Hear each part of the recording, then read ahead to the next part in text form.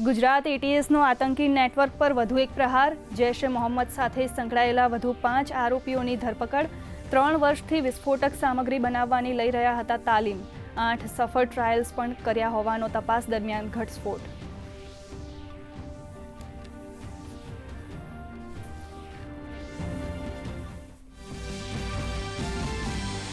સુરેન્દ્રનગરના ચૂડાની કેજીબીવી વિદ્યાલયની હોસ્ટેલમાં food પોઈઝનિંગનો care. 200થી વધુ વિદ્યાર્થીનીઓ બીમાર। 20ની હાલત ગંભીર। આરોગ્ય વિભાગ ખડે પગે। સાંસદ ચંદુ શિહોરાએ હોસ્પિટલમાં વિદ્યાર્થીનીઓની મળી રહેલ સારવારની કરી સમીક્ષા।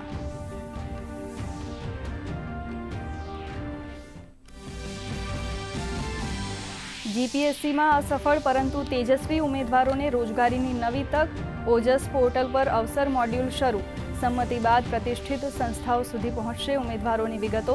છેલ્લા 5 વર્ષમાં પૂર્ણ થયેલી વર્ગ 1 અને વર્ગ 2 ભરતી પરિણામોના 18,000થી વધુ ઉમેદવારોને મળશે લાભ।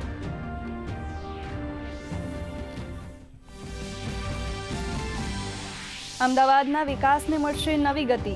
ડ્રેનેજ, વોટર મેનેજમેન્ટ અને જાહેર પરિવહનમાં થશે મોટા સુધારા। અર્બન ચેલેન્જ ફંડ હેઠળ મળશે ₹6,475 કરોડની સહાય। એએમટીએસ, બીઆરટીએસ અને મેટ્રો સેવા બનશે વધુ સ્માર્ટ। જર્જરિત ગટર નેટવર્કનું કરાશે પુનર્વસન।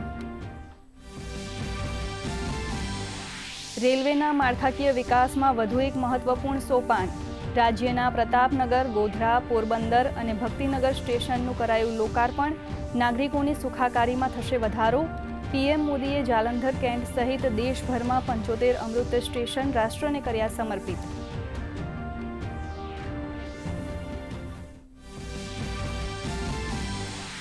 ચંદીગઢ બાદ પ્રધાનમંત્રી મોદીએ જલંધરમાં જનસભાને કરી સંબોધિત। પંજાબમાં કાયદા અને વ્યવસ્થાની સ્થિતિને ગણાવી ચિંતાજનક। ડ્રગ્સના દૂષણ સામે વિપક્ષ પર સાધ્યા નિશાન। કહ્યું, પંજાબ પણ ઝડપી વિકાસ અને સુશાસનનો હકદાર।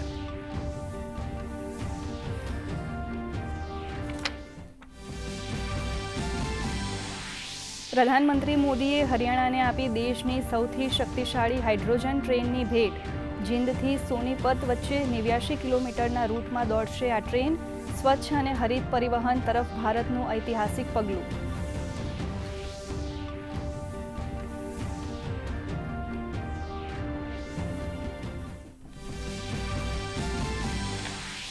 ચોમાસુ સત્ર પહેલા દેશના રાજકારણમાં ગરમાવો। કોંગ્રેસ બાદ એનડીએમાં બેઠકનો દોર।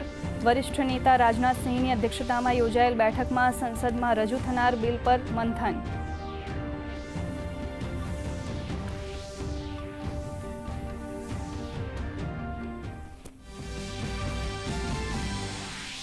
રાજ્યના અનેક વિસ્તારોમાં મેઘરાજાની ધમાકેદાર ઇનિંગ। દક્ષિણ ગુજરાત અને સૌરાષ્ટ્રમાં ધોધમાર। વલસાડના કપરાડામાં 2 કલાકમાં 3 ઇંચ વરસાદ। આવતીકાલે ઉત્તર મધ્ય ગુજરાત સહિત રાજ્યભરમાં હળવાથી મધ્યમ વરસાદનું અનુમાન। માછીમારોને 21મી તારીખ સુધી દરિયો ન ખેડવા સૂચના।